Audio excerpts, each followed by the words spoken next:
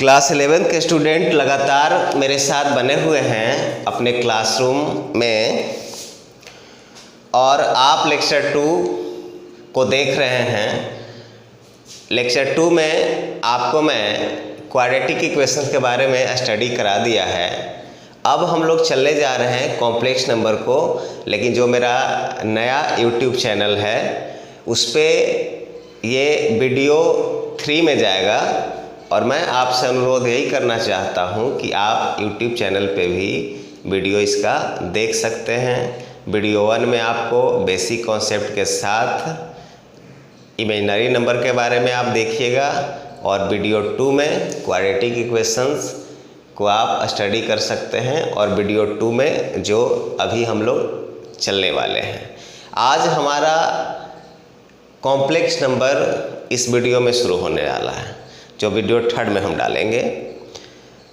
तो जो नए हैं, नए स्टूडेंट जो मुझसे जुड़ रहे हैं, वो मेरे यूट्यूब चैनल को भी सब्सक्राइब करते रहिए, क्योंकि मुझे 1000 सब्सक्राइबर चाहिए आपको लाइव क्लास देने के लिए, और साथ ही 1000 और 4000 घंटे जब पूरा होगा तो चैनल मोनेटाइज भी होता है। आपकी सहयोग की ज़रूरत है, इसीलिए सब्सक्राइब करते जाइए और 4000 घंटा तो पूरा हो ही जाता है। क्योंकि अभी तक हमें लगता है कि मेरा 1000 से ऊपर घंटा चला गया है, आप लोगों ने वॉच कर लिया है, लेकिन सब्सक्राइबर बढ़ने में थोड़ी सी दिक्कतें आ रही है, क्योंकि हम कोई एड्स या किसी तरह का कुछ नहीं दे रहे हैं। जो भी सब्सक्राइब कर रहे हैं स्टूडेंट ही कर रहे हैं, तो आप और भी इसे अच्छे से सब्सक्राइब कराइए, कीजिए। अगर आपको अच्छा लगे तो लाइक भी कीजिए, अगर बुरा लगे तो हमें आप सलाह भी दीजिए कि सर आपको इस तरह से और करनी चाहिए, तो आप जैसा कहिएगा। क्योंकि ये चैनल आपका है और आपके सहयोग से ही ये आगे आएगा। चलिए स्टार्ट करते हैं बिना समय गंवाए। और हमारा आज का टॉपिक है कॉम्प्लेक्स नंबर, जो आपके हेडिंग में है। अभी तक हम लोग इमेजिनरी नंबर, क्वाड्रेटिक इक्वेशन को देख चुके हैं। हमने ये भी बोला कि क्वाड्रेटिक इक्वेशन यहाँ डिटेल्स नहीं जाएगा 11th क्लास में, तो आप जितना हमने डाला है वीडियो 2 में उतना ही आपको मिलेगा। तो हेडिंग दिया जाए कॉम्प्लेक्स नंबर। स्टार्ट करते हैं इसके डिफिनेशन से। Complex number, it is the form of, यह एक रूप है। किस तरह का रूप है? It is the form of x plus iota y. x plus iota y के रूप में एक फॉर्म है, रूप है ये, where x is real, x and y is real, r कर दीजिए, x and y are real and iota is the imaginary। आप आइटा के बारे में जान चुके हैं कि आइटा इमेजिनरी नंबर है। इसका मतलब √-1 होता है। कॉम्प्लेक्स नंबर को जनरली डिनोटेड किया जाता है, it is denoted by z। कहीं कहीं किसी किसी बुक में इसको c भी लिख देगा, तो आप समझिएगा कि ये कॉम्प्लेक्स नंबर है। डैट मीन्स हम ये कह सकते हैं कि z is equal to x plus iota y be a complex number, be a complex number. This is a complex number. ऐसा नहीं है कि आगे जो हम लोग स्टडी करेंगे सिर्फ एक ही फॉर्म को देखेंगे, नहीं, ये बहुत सारे फॉर्म हैं, 3-4 फॉर्म में आप कर सकते हैं। जनरली हायर एजुकेशन में इसको जाके अलजेब्रिकल फॉर्म के रूप में कहेंगे।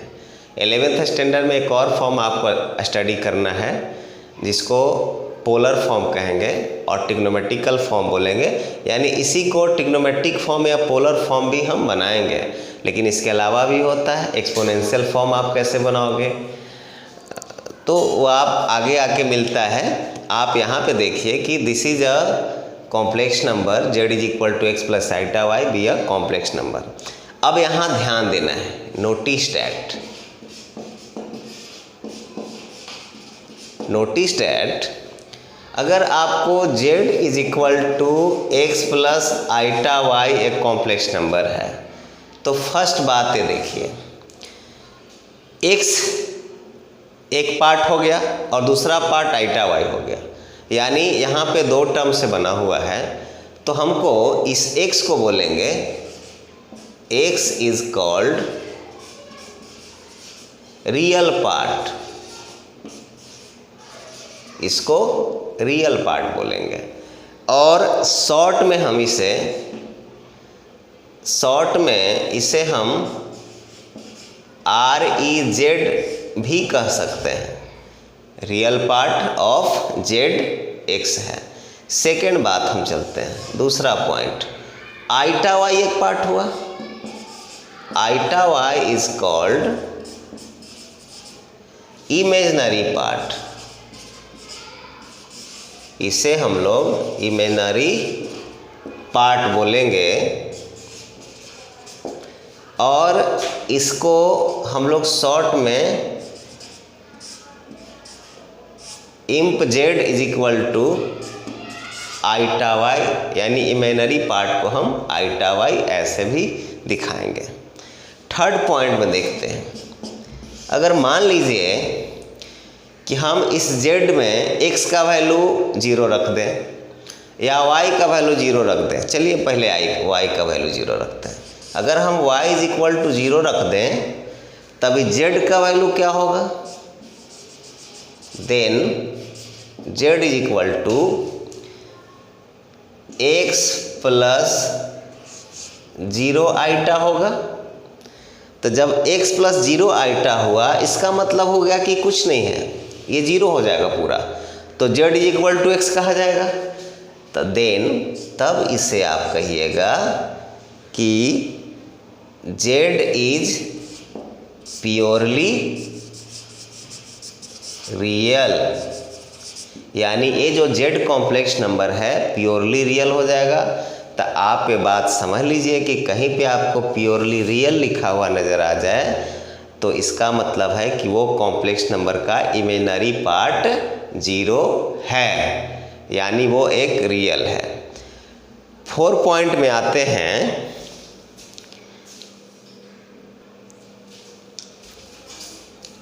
फोर पॉइंट कह रहा है कि मान लीजिए कि ये जो कॉम्प्लेक्स नंबर है आपका यहाँ पे x का वैल्यू 0 अगर हो जाता है, देन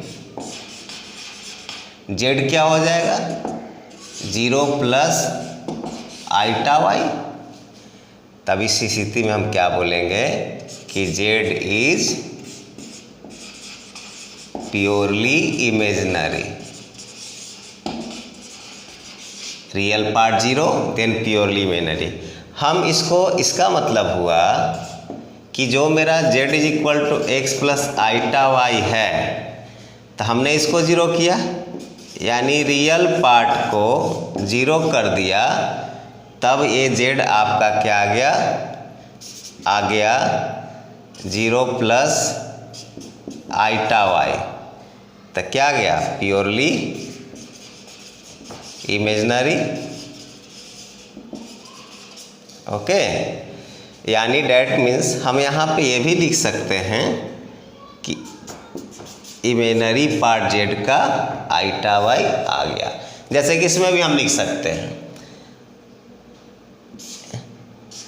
इमेजिनरी पार्ट 0 हो गया तो रियल पार्ट x हो गया। तब हम कहेंगे कि z प्योरली रियल है। तो ये 2 केस हमेशा याद रखिएगा कि कोई भी कॉम्प्लेक्स नंबर है इससे जुड़ा हुआ एक क्वेश्चन दे देता है तो आपको ये पकड़ लेना है कि जो पार्ट 0 हो रहा है उसके इक्वल टू हम उसको लिख देना है। तो क्वेश्चन आपका सोल्व हो जाएगा आसानी से। अब हम लोग चलते हैं कि ऑपरेशन कैसे करेंगे। जैसे एक से ज़्यादा अगर कॉम्प्लेक्स नंबर है, दो कॉम्प्लेक्स नंबर है, तो उसको ऐड कैसे करेंगे, सब्ट्रैक्ट कैसे करेंगे, मल्टीप्लाई कैसे करेंगे और डिवाइड कैसे करेंगे। तो ऐसा नहीं है कि इसमें कुछ अलग कॉन्सेप्ट है, सारे कॉन्सेप्ट वही है जो अलजेब्रिकल प्रोसेस का होता है।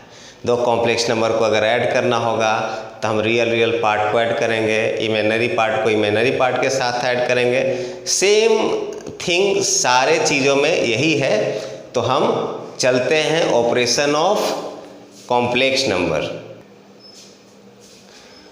ऑपरेशन ऑफ कॉम्प्लेक्स नंबर, मान लीजिए कि दो कॉम्प्लेक्स नंबर है, if z1 is equal to x1 plus iota y1 and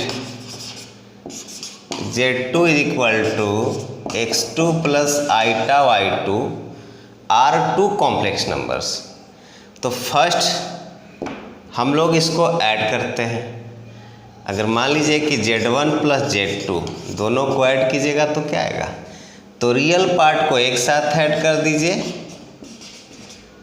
और इमेजिनरी पार्ट को एक साथ ऐड कर दीजिए। इसमें आइटा कॉमन हो जाएगा, y1 प्लस y2 हो गया। यही काम करना है, वेरी सिंपल। सेकेंड, अगर दोनों को सब्ट्रैक्ट करना है तो वही बात करेंगे, इसमें इसको सब्ट्रैक्ट कर देंगे, फिर प्लस दोनों के बीच में ऐड होगा। आप करके देखिएगा तो आपको पता चल जाएगा, y1 माइनस y2 आप कर दीजिए, आपका आंसर आ जाएगा। थर्ड, अगर मल्टीप्लाई करें z1 इंटू z2 तो क्या होगा, x1 plus iota y1 and x2 plus iota y2। आप कैसे मल्टीप्लाई कीजिएगा जनरल कंडीशंस में, इसके साथ इसको, फिर इसके साथ इसको, फिर इसके साथ इसको, फिर इसके साथ इसको। आप जैसे करते हो नॉर्मली उसी तरह से करना है, x1 x2, ठीक है। फिर ये दोनों को करते हैं अगर, तो आपका आइटा स्क्वायर माइनस हो जाएगा, तब माइनस y1 y2, ये रियल हो गया। फिर प्लस इसको इसके साथ किए, आइटा हम कॉमन ले लिए तो हो जाएगा x1 y2, फिर इसको इसके साथ करेंगे तो प्लस x2 y1, ये आपका रिजल्ट आएगा। लेकिन हर केस में आपको जो कॉम्प्लेक्स नंबर का जो फॉर्म होता है, स्टैंडर्ड फॉर्म होता है, x प्लस आइटा y, एक रियल पार्ट होगा एक तरफ इमेजिनरी पार्ट होगा, उसी फॉर्म में हम लाके छोड़ेंगे, वरना ऐसे नहीं। 4 पॉइंट, अगर डिवाइड करना हो हमको z1 बाई z2, हम आगे अभी बताएंगे मल्टीप्लिकेटिव इन्वर्स में कि 1 बाई z का मतलब z इन्वर्स, ये हुआ मल्टीप्लिकेटिव इन्वर्स। तो आपके पास इसके लिए और भी टेक्निक आ जाएगा, फिलहाल simple technique, z1 x1 plus iota y1 और x2 plus iota y2, z1 और z2 का हमने वैल्यू पुट किया। फिर इसको आप सिंपल तरीके से कैसे सॉल्व करते हो, इसको रेशनलाइज करेंगे। अगर प्लस है तो माइनस लेकर हम न्यूमरेटर और डिनोमिनेटर में रेशनलाइज करेंगे और फिर इसके बाद सॉल्व करेंगे। x2 plus iota y2 and x2 minus iota y2, right है, इतना मेरा आएगा। अब फिर नीचे a plus b, a minus b, a square minus b square के फॉर्म में आ जा रहा है, इसको लिख दिए। चलिए लिख दे रहे हैं, x2 का स्क्वायर माइनस आइटा स्क्वायर यानी माइनस माइनस प्लस y2 का स्क्वायर, मेरा ये रिजल्ट आएगा नीचे अगर कैलकुलेट करेंगे तो। ऊपर क्या होगा, उसी के जैसा आप क्या कीजिए, x1 x2, फिर इसको कीजिएगा तो आइटा स्क्वायर -1, यहाँ माइनस आएगा तो plus y1 y2, real part एक तरफ, इसको इसके साथ किए और इसको इसके साथ किए चलिए आइटा कॉमन ले लेते हैं, तो मेरा क्या आएगा, पहले प्लस वाला ले ले x2 y1, फिर ये माइनस वाला माइनस x1 y2, ये रिजल्ट आएगा मेरा। फिर इसको सेपरेट करेंगे, अलग अलग करेंगे, यानी x1 x2 plus y1 y2 divided by x2 square plus y2 square, अब फिर plus iota x2 y1 x1 y2 divided by x2 square plus y2 whole square. ये आपका स्टैंडर्ड फॉर्म में आ गया, ये रियल पार्ट आ गया और ये इमेजिनरी पार्ट आ गया। इतना ही होगा। तो सिंपल सा हम लोग कैलकुलेशन करते हैं जैसा कि अलजेब्रा में करते आ रहे हैं, और कोई मकसद इसका नहीं है। आगे चला जाए, कुछ एग्जाम्पल लेते हैं। Express in the form of a plus iota b। 4 question हमने लिया है और इस सभी क्वेश्चन को a प्लस आइटा b के फॉर्म में लाना है, यानी जो स्टैंडर्ड फॉर्म होता है कॉम्प्लेक्स नंबर का। पहला क्वेश्चन कहता है सोल्व। फर्स्ट क्वेश्चन है, उसे आप पहले लेट कर लीजिए। a plus iota b is equal to 3 plus 4 iota 2 minus 3 iota. आप इसे जैसे भी सोल्व कीजिए, जो आपके पास तरीका हो। सिंपल सा क्वेश्चन है, आपको इस तरह में लाना है। हमारे पास और कोई टेक्निक नहीं है, बस सिंपल इसको मल्टीप्लाई कीजिए। 3 2 जा 6 माइनस 9 आइटा प्लस 8 आइटा और माइनस 12 आइटा स्क्वायर, और iota square is equal to -1। जब हम सोल्व करते हैं तो ये प्लस 12 आएगा, आप प्लस 6 18 और माइनस आइटा आ गया a प्लस आइटा b के फॉर्म में। अगर यहीं पे आपको इक्वलिटी की बात करें, बोले कि बताइए इक्वल है, a इज इक्वल टू कितना होगा, इक्वलिटी क्या होगा। अगर पूछे तो आपका जो पूछ रहा है इतना ही में आंसर आ जा रहा है, लेकिन अगर पूछे कि a का वैल्यू कितना होगा तो 18 और b का वैल्यू -1, ये आंसर होगा भी, अगर आपको a और b का वैल्यू पूछे तो। सेकेंड क्वेश्चन कहता है सेम टू सेम, इसी तरह से आप सोल्व कर सकते हैं, इसको भी a प्लस आइटा भी लेट कर सकते हैं। चलिए हम यहीं पे कर देते हैं। 3 प्लस 4 आइटा, रेशलाइज कीजिए, माइनस है तो प्लस दे दीजिए। 4 प्लस 5 आइटा और यहाँ 4 माइनस 5 आइटा और 4 प्लस 5 आइटा। इसे शॉर्ट बना लेते हैं, इसका हो जाएगा a minus b a plus b. 16 plus 25 49, सही जा रहा है। 16 प्लस 25 नहीं सॉरी 41, इसको आप मल्टीप्लाई कीजिए। 4 3 जा 12, ये आ जाएगा -20 और प्लस 16 आइटा और प्लस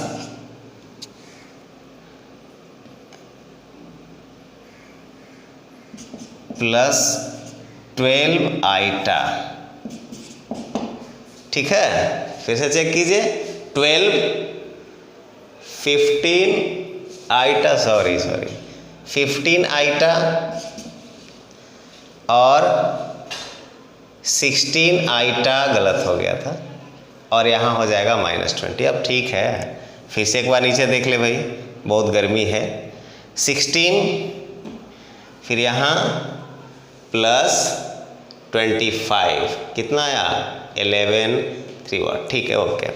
इसको आप इस फॉर्म में ला दीजिए, कितना हो गया -8 आप प्लस 31 आइटा डिवाइडेड बाई 41, आपका आंसर ये आ गया -8/41 आप प्लस 31/41 आइटा। आंसर ये किस फॉर्म में आ गया, यही तो हो गया a प्लस आइटा b के फॉर्म में, तो आंसर आ गया।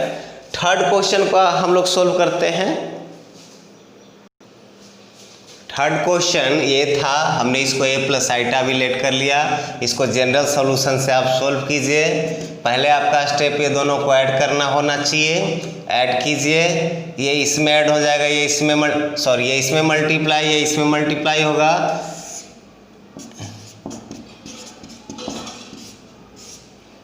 डिनोमिनेटर ये हो जाएगा आपका, हो गया 5 माइनस 5 आइटा, यहाँ हो जाएगा -6 आप +4 आइटा। इसको भी आप रेशनलाइज कर सकते हो सकता है कि कुछ कैंसिल हो जाए, देख लेते हैं। 4 माइनस 5 आइटा, 3 + 2 आइटा भी रहने देते हैं, पहले इसको अच्छे से संगठित कर लें। कितना होगा, ये आ जाएगा -1, ये आ जाएगा माइनस आइटा डिवाइडेड बाय, ये आ जाएगा -3, ये आ जाएगा +3 आइटा, और फिर ये आ जाएगा +2 आइटा, और ये आ जाएगा +2। फिर से एक स्टेप और लेके चलते हैं।